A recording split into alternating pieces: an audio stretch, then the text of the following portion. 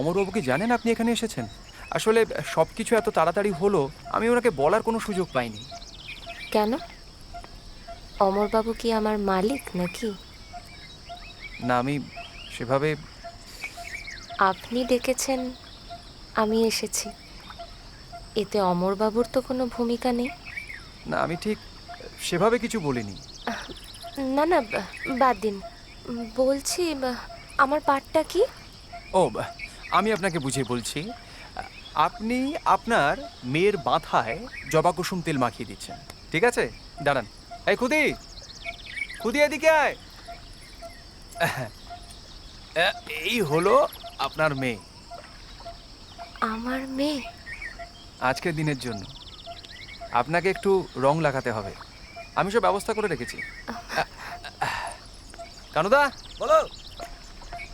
আমার রঙের বাক্সগুলো কোথায় গো? রাঙ্গে আছে।